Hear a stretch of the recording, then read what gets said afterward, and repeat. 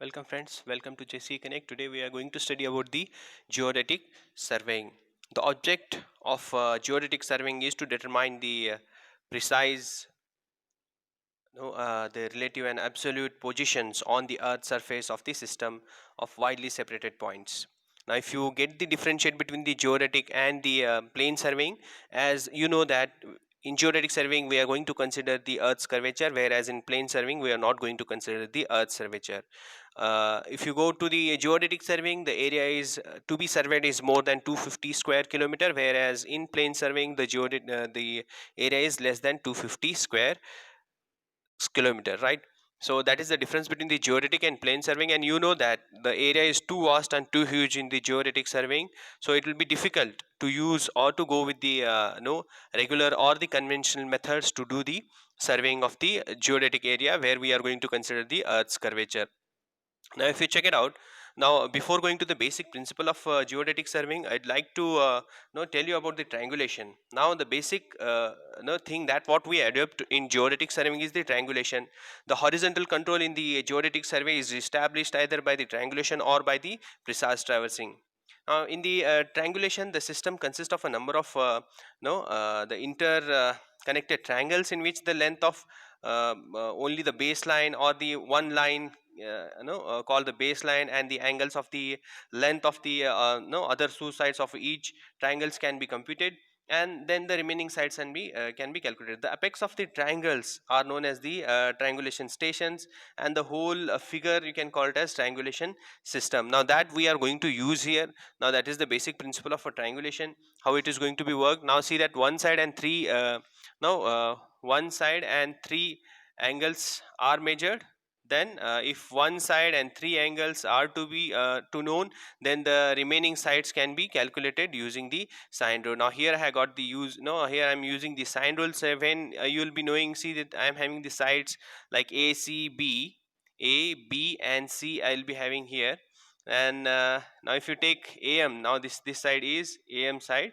Now if you take the AM divided by AB. Now if this is the AM and this is the AB, AM divided by AB. Now that see here, AM is equal to AB sine theta. Now in triangle AMC, if you take that no this triangle here, this side triangle, then it is going to be sine alpha. Now here you'll be having a alpha. No, here you can see that you'll be having a alpha here, right? Sine alpha.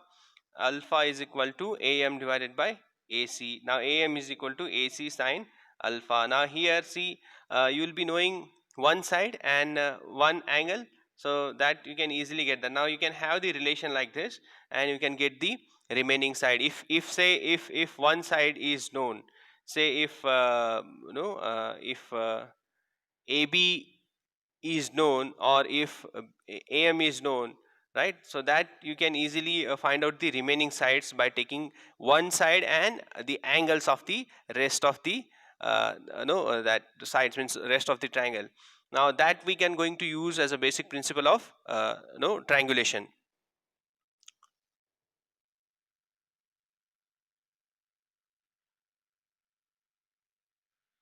Now this is how it is going to be work. It will be having that line AM, and if one side is known, then and with the remaining angles you can easily determine the all this. And here also you can see that you can easily determine, you can use that same concept and you can easily determine the remaining sides here, right?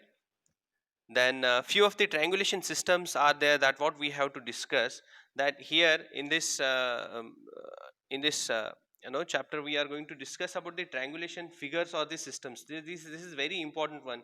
You will be having a single chain triangulation system, you will be having a double chain triangulation system, central triangulation system, and quadrilateral triangular system. Now here you can see that uh, right here, this is the a single line triangulation system. This is the double line triangulation system. You can see the difference between the single line. Here this is the single line, and here this is the double line.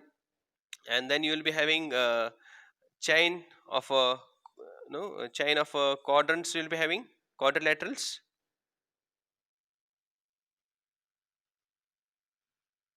This is the quadrilateral, and this is the quadrilateral central station. Now this we called as baseline. Either this may be the base or this may be the base for this. You can see that if you know one angle and the remaining sides, then you can easily determine the no remaining sides of that. Now this is the triangulation system. This is one of the no important triangulation system that we called as what, grid angle or grid iron triangular system. And then central base system is there. Now here you can see that you will be having a grids, different grids are going to be formed, and then we are going to survey this. Then here you will be having a base. Here the base is at the center, and based on that, that remaining sides are we are going to determine.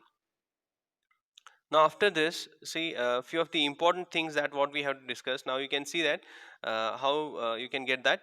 Now the triangulation can be or carried out with a different methods and instrument that we are going to derive those into the first order, second order, and third order triangulation. Now first order you can call it as what? Now this is the first order, you can call it as what? That we call it as what? Primary triangulation. And second order we call it as what? Secondary triangulation. And third angle we call it as what? Tertiary triangulation. Now based on these, see you will be having the different methods when you are going to call it as a primary, when you are going to call it as secondary, and when you are going to call it as tertiary. Now see, if the base length is 5 to 20 kilometer, we call it as primary. If it is 2 to 5 kilometer, we call it as secondary, and it is 0.5 to 3 kilometer, we call it as what? Tertiary. Similarly, all the sides, if sides are there 30 to 160 kilometer, we call it as primary, and in secondary it is 8 to 70 kilometer, and in tertiary it is 1.5 to 10 kilometer. Similarly, you have to adapt all these criteria to derive or to determine or to differentiate the triangulation figure.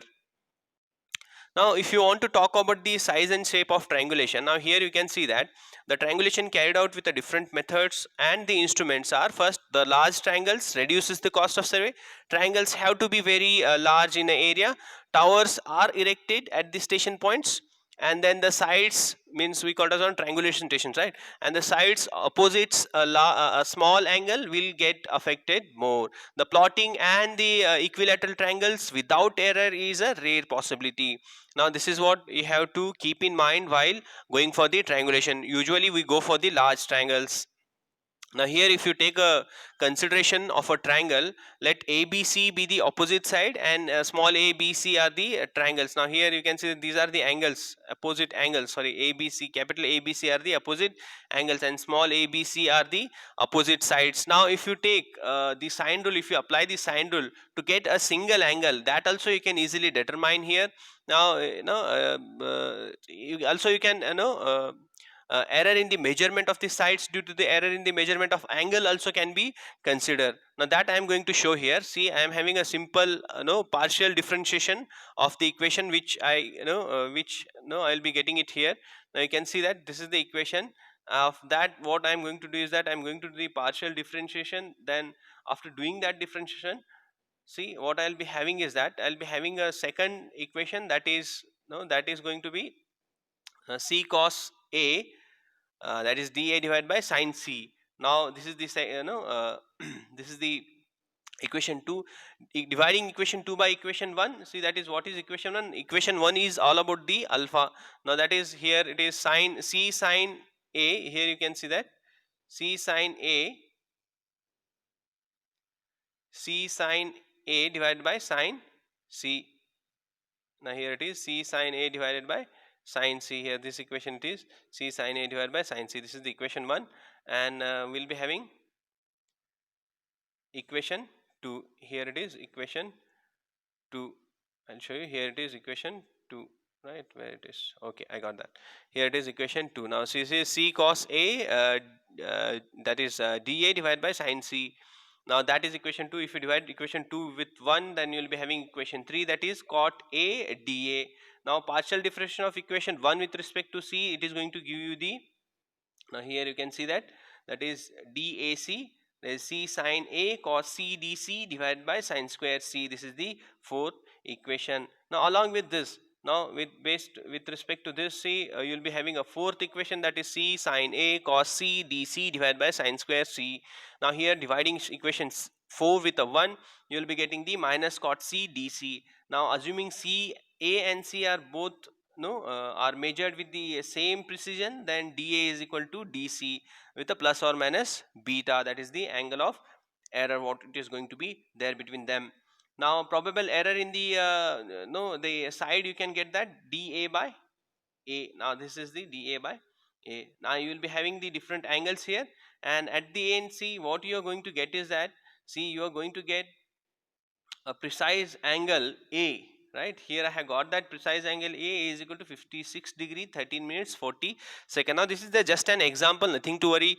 Now once they have asked this, but see, it is not to that much, that extent. Only thing is that you should know which derivation or which equation you are going to use, and by which equation, no, you are going to get the further equations, those you have to keep in mind, and you are supposed to get the one angle. Once if you get the angle and the remaining sides, so it is very easy to do the triangulation. Now this is the basic principle of triangulation what we have said here. The further things we are going to see in the next video. Thank you.